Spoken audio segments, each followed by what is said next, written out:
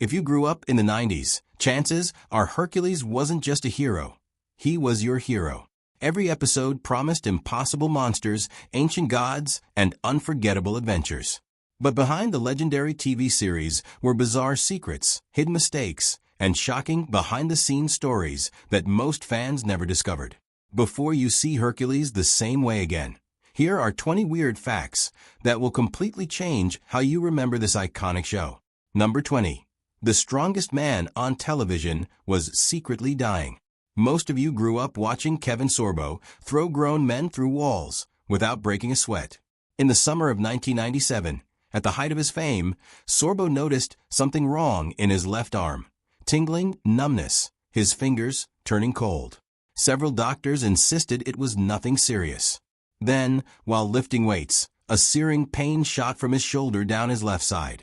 Driving home from a chiropractor, his vision blurred so badly he could barely see the road. An angiogram revealed an aneurysm in his left shoulder that had been sending blood clots through his system for months. After surgery, doctors delivered the real news. Kevin Sorbo had already suffered 3 strokes without realizing it. He kept the diagnosis secret for almost 15 years. In his memoir True Strength, he described going from a carefree athlete to someone who needed to grip chairs just to make a 5-yard trip to the bathroom.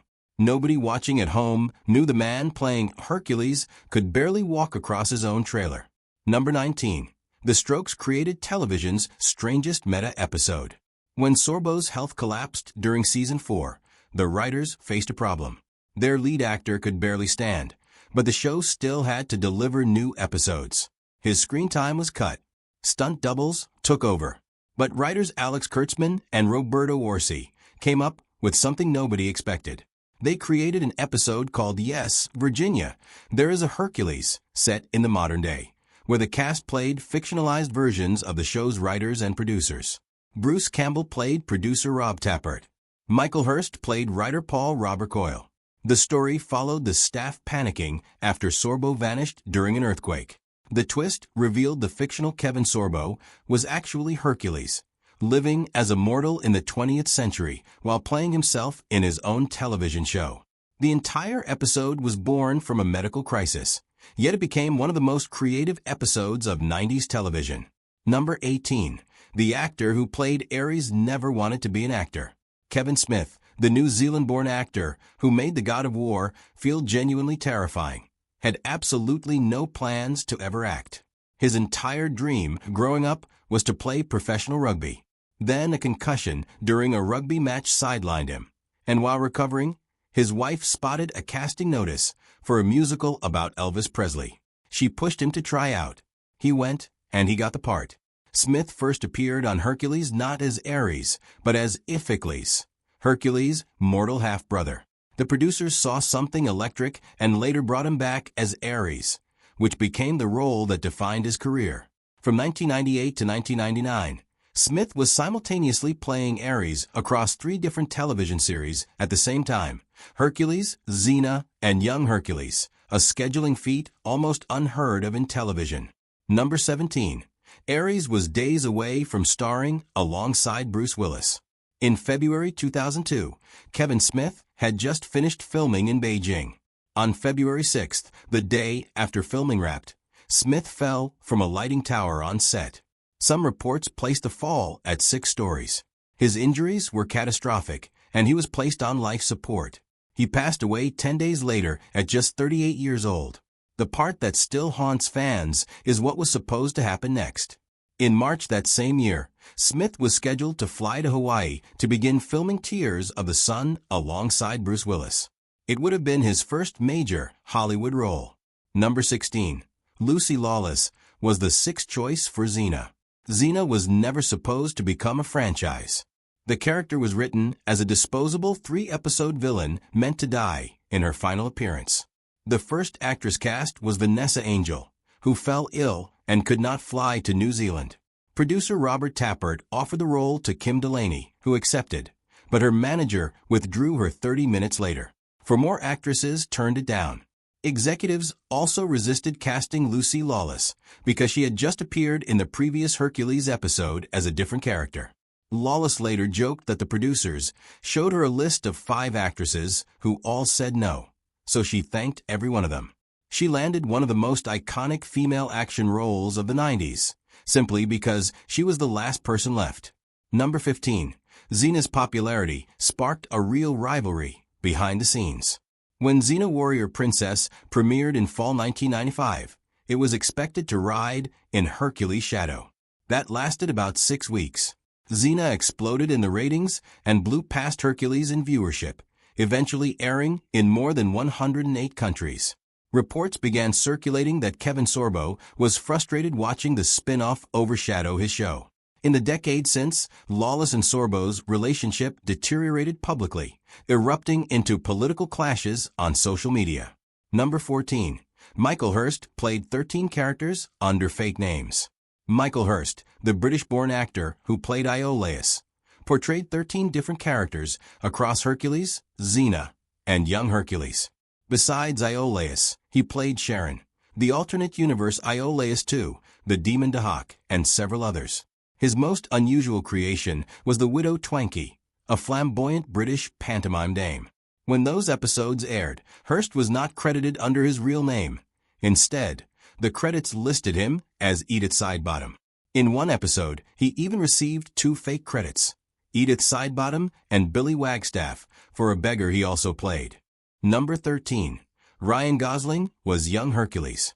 When the prequel Young Hercules was greenlit in 1998, an unknown 17-year-old Canadian named Ryan Gosling won the role. His costume was designed to make him appear bigger and more muscular. He moved to Auckland and filmed 50 episodes before the series was canceled after 1 season. In the years since, Gosling has rarely spoken about the experience.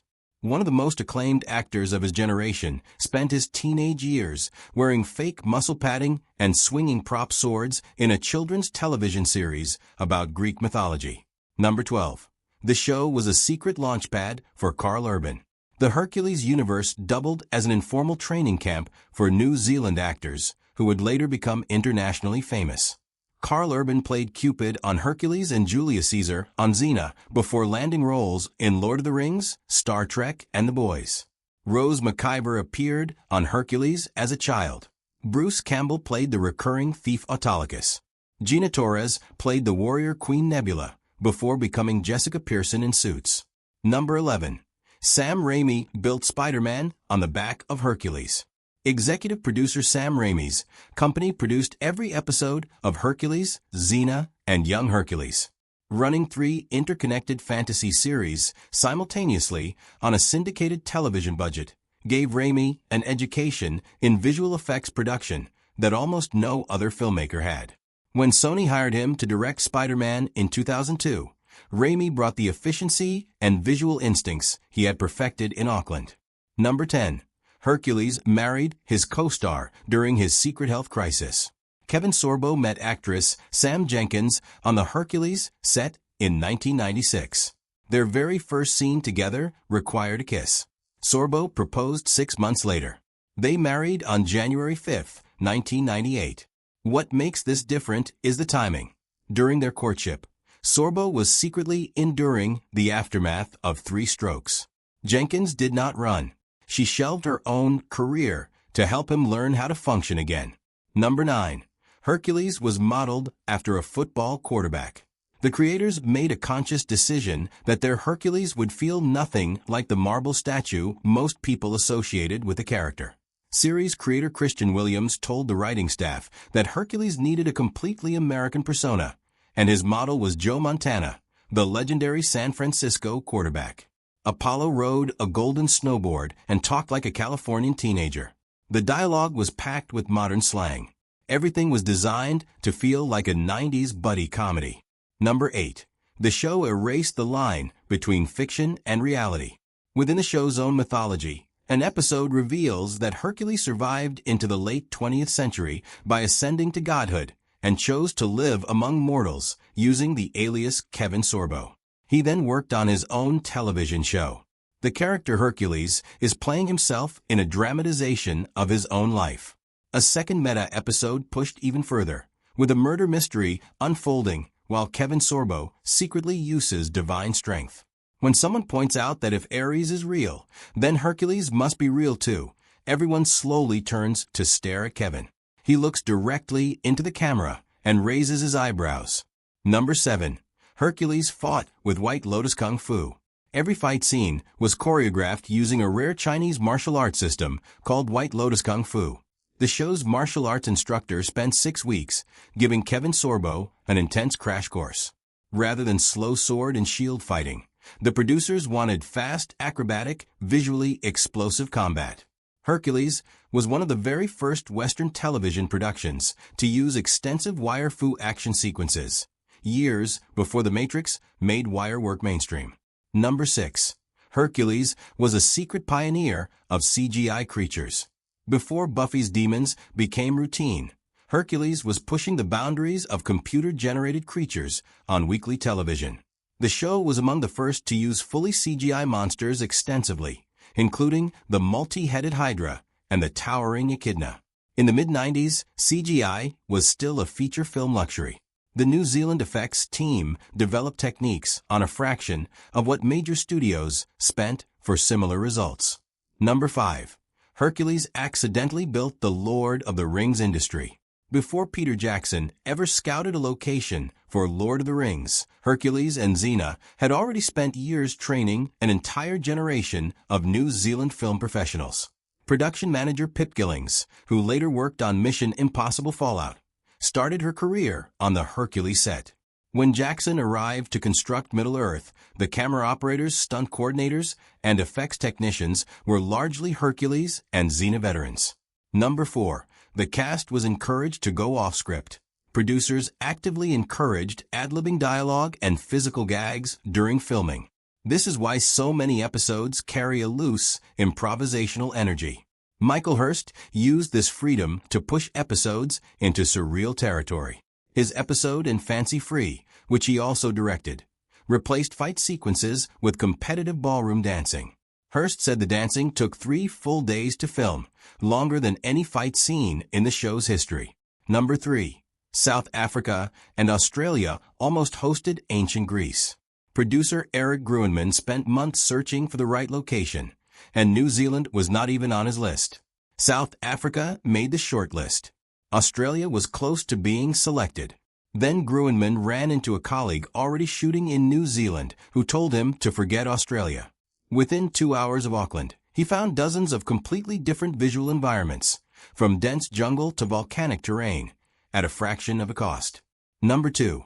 Charlton Heston turned down Zeus. Before Anthony Quinn ever stepped into the role, the producers went straight to Charlton Heston. Heston was their first choice for the King of the Gods.